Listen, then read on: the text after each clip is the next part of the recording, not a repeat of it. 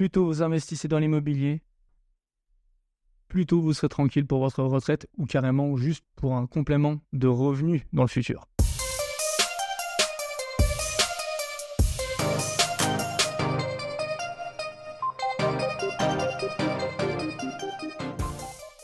On est sur Passion d'entreprendre et nous recevons aujourd'hui Silvio Lombardotti.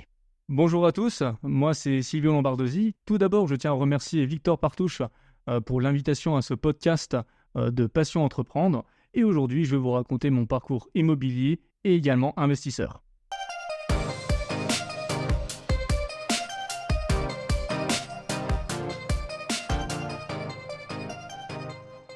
Mon cher Silvio, bienvenue chez nous.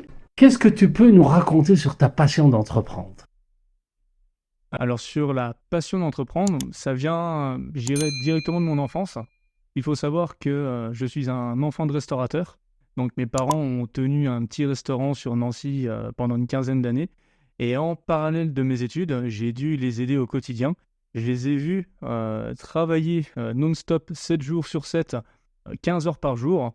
Donc ils étaient à leur compte et c'est pour ça que j'ai continué dans ce processus-là plutôt qu'en mode salarié.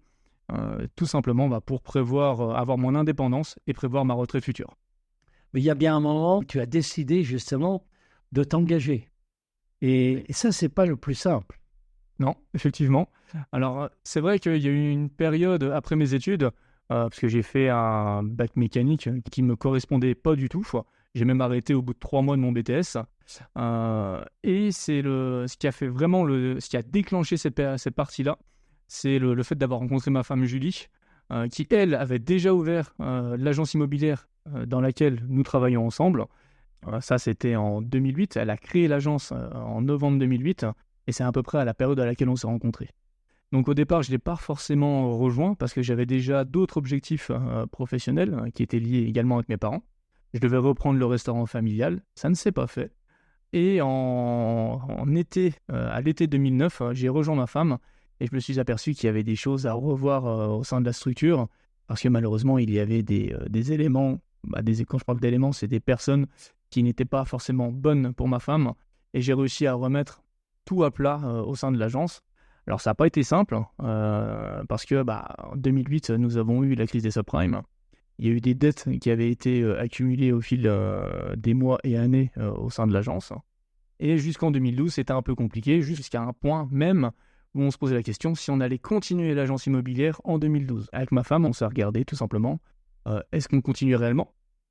Donc on a dit, attends, c'est pas possible, on a tellement bavé qu'il faut vraiment persévérer et continuer en ce sens pour voir si on avait raison de continuer.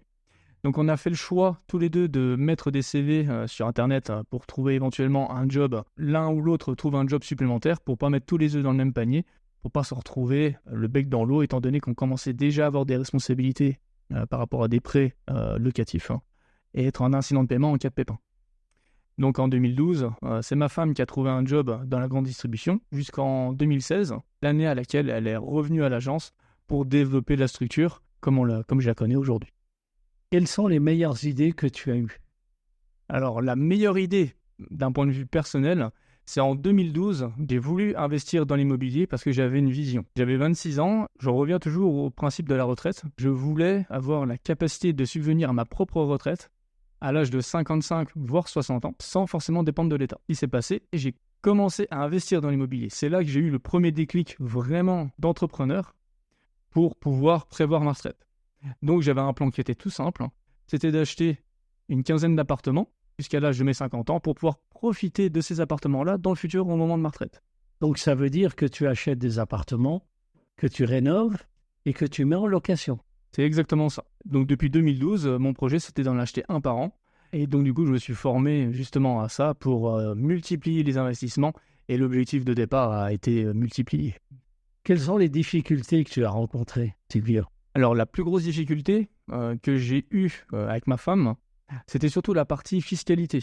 Parce qu'on sait très bien qu'en France, malheureusement, quand on essaye de s'élever dans la société, en tout cas financièrement, on passe toujours par la case impôts. Et dans la mesure où je n'étais pas formé sur ce point-là, j'ai payé beaucoup d'impôts sur la période de 2015 à 2017. et j'ai dû faire des formations spécifiques sur l'investissement immobilier pour pouvoir optimiser la partie fiscalité de mes investissements locatifs.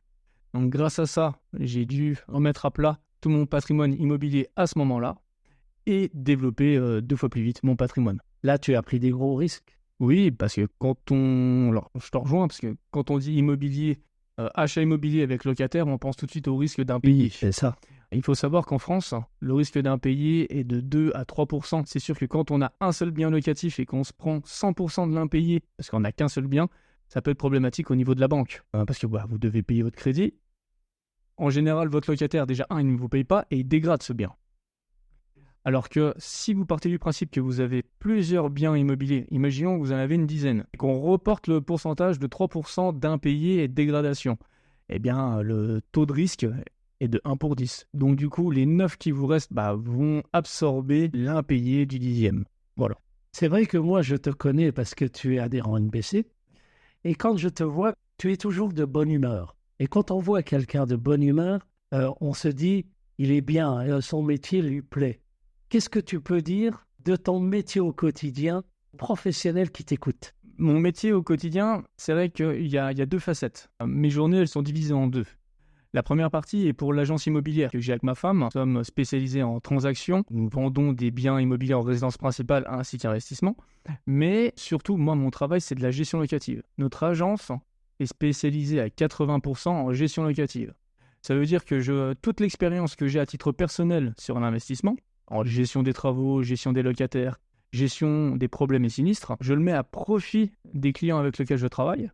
Donc, exemple, un propriétaire d'un bien locatif n'a plus envie de s'occuper de son bien, tout simplement parce qu'il a envie de voyager plus souvent, ou tout simplement parce qu'il ne sait pas faire. Parce que plus le temps passe, plus il y a de réglementation, malheureusement pour les propriétaires. Et les clients qui travaillent avec moi, ils n'ont pas de soucis, en tout cas sur leur bien locatif, parce qu'ils savent que je le gère très bien. Et moi, je suis formé, justement. C'est du clé en main. C'est du clé en main, parce qu'on est une équipe de 4 personnes. Donc, moi qui m'occupe de la partie stratégie financière, ma sœur, parce qu'on travaille en famille, qui s'occupe de la relation locataire et propriétaire, donc mise en location, état des lieux, bail, gestion des sinistres, ma femme de la transaction, et une assistante qui drive tout l'agenda centralisé de l'agent. Donc ça, c'est ma première partie du matin. La deuxième partie, donc là, c'est mon côté investisseur qui ressort, où je vais être en veille continuellement à trouver des biens immobiliers intéressants pour moi à titre personnel. Et quand je ne peux pas les acheter, eh bien, je les remets dans la première partie du matin en proposant à des investisseurs qui souhaitent justement préparer leur retraite eux-mêmes. D'accord, ça c'est ce qu'on appelle maintenir sa passion d'entreprendre. Il faut être passionné pour faire de l'immobilier, parce que si on n'est pas passionné, c'est compliqué. Il paraît que tous les jours, on doit avoir un projet pour le lendemain. Est-ce que c'est le cas? Alors ça l'a été jusqu'en 2021. Et là, tu n'as plus de soucis? Non, alors c'est pas que c'est des soucis. C'est que j'ai une anecdote avec mon banquier. Donc s'il regarde cette vidéo, il arrivera à s'en Il la reconnaître. regardera. Sûrement. À un moment, j'allais le voir tous les 3 mois pour un nouvel projet immobilier. Et sur les derniers projets, il me dit, s'il te plaît, arrête, fais des pauses. Parce qu'à un moment, je vais te dire non et tu vas me faire la gueule. Donc, jusqu'en 2021, on n'a pas été dans la problématique des accords de prêt de la DGCCRF, les plafonnements des 33%. J'ai pu faire pas mal de projets et à chaque fois, j'étais déjà dans le projet suivant pendant mes investissements. Quels sont les conseils que tu peux partager aux gens qui t'écoutent? Alors, d'un point de vue du bon père de famille, plutôt vous investissez dans l'immobilier, plutôt vous serez tranquille pour votre retraite ou carrément juste pour un complément de revenus dans le futur. Ce qu'il faut savoir, c'est que l'immobilier, c'est une durée, quand on fait un projet, c'est un projet qui dure en général une vingtaine d'années. Quand vous allez voir votre banquier, il va vous dire, voilà, je vous fais un emprunt sur 20 ans. Plus tôt vous commencez, plus vous avez de cycles d'investissement et plus vite vous allez pouvoir grossir dans votre investissement. Imaginons, vous avez 25 ans, vous achetez votre premier bien locatif. On va faire simple. Vous achetez votre premier, 25 ans, au bout de 20 ans, vous avez 45 ans, votre premier cycle est terminé, vous avez fait que celui-là. À 45 ans, vous enchaînez le deuxième cycle immobilier. Ça veut dire que soit vous revendez le premier et vous avez un apport pour en acheter 2, et ainsi de suite. Ça veut dire que si vous commencez à investir entre l'âge de 20 et 25 ans, vous avez 3 cycles d'investissement par rapport à votre longévité, donc à la vie. Et si vous faites bien les choses, à chaque fois que vous passez une tranche, vous multipliez par 2 votre patrimoine immobilier, si vous faites bien les choses. Donc ça, soit vous vous formez pour ça, soit vous appelez Silvio. Donc, tu fais bien les choses. J'essaye, en tout cas. Ouais, écoute, quand on te voit, tu es toujours... Souriant, et tout va bien. Est-ce que la crise sanitaire t'a pénalisé? Alors moi, non. Ça a même été un avantage pour moi. Que ce soit pour l'agence ou également mes investissements. Pour l'agence, pendant le Covid, on a tous eu un peu peur parce que pendant 2 mois, le marché était éteint. Donc ça peut être une problématique. Les banques et l'État ont joué le jeu grâce au PGE. Donc nous avons tous eu une aide de financement à taux zéro. Donc ce qui nous a permis de subvenir aux besoins immédiats de notre agence. Et j'imagine que les autres professionnels, c'était la même chose. Mais d'un point de vue perso et investisseur, il faut savoir que les banques étaient aptes à geler les crédits sur une période de 6 mois, par peur que les locataires en place ne payent plus leur loyer. Donc c'est ce que j'ai mis en place, et c'est ce qui m'a permis, moi, dans mon cas, de générer, entre 40 et 50 000 euros de trésorerie, parce que je n'avais plus à rembourser les prêts bancaires. Quel est l'entrepreneur aujourd'hui que tu admires pour sa passion d'entreprendre? Je t'avoue que c'est pas forcément quelque chose que je regarde, mais c'est vrai que j'ai des mentors, plutôt.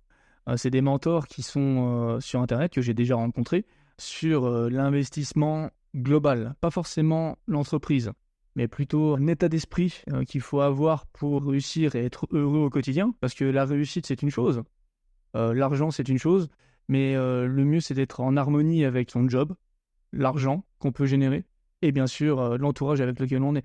Donc les personnes que je côtoie régulièrement, que ce soit par des vidéos ou en physique, on pourrait avoir Cédric Anissette, Yann Darwin, ce sont des personnes motivantes, en tout cas pour moi. Quand j'ai un coup de mou, bim, je regarde un petit peu ce qu'ils font et c'est reparti pour 3 mois, quoi. Silvio, aujourd'hui tu as 37 ans, donc tu es un entrepreneur passionné et jeune. Comment tu vois l'avenir? D'un point de vue professionnel, au niveau de l'agence immobilière, d'ici 2 ans, on va être autonome grâce à ce qu'on appelle la gestion locative. La gestion locative, c'est des rentrées d'argent récurrentes pour un service qu'on fait régulièrement tous les mois. Ça, c'est d'un point de vue au niveau de l'agence. D'un point de vue investissement, je vais commencer à réinvestir d'ici 12-18 mois en masse, parce que les banques, elles vont commencer à réouvrir les vannes. J'ai des contacts auprès des banques où ils sont obligés de relancer le marché. La conjoncture actuelle n'est pas forcément adéquate. J'attends, moi, une petite baisse du prix de l'immobilier. Même si la baisse, elle va pas forcément être flagrante, elle a déjà commencé. Donc c'est pour ça que je vais commencer à réinvestir à partir de 12-18 mois, tout simplement. Et alors, d'un point de vue plus général, je pense que les années à venir, il va vraiment falloir que les personnes, que ce soit chefs d'entreprise, même salariés, prévoient des alternatives pour la retraite. Parce que vous voyez, dernièrement, c'était un sujet qui était très important pour les Français. On s'est pris 2 ans de plus.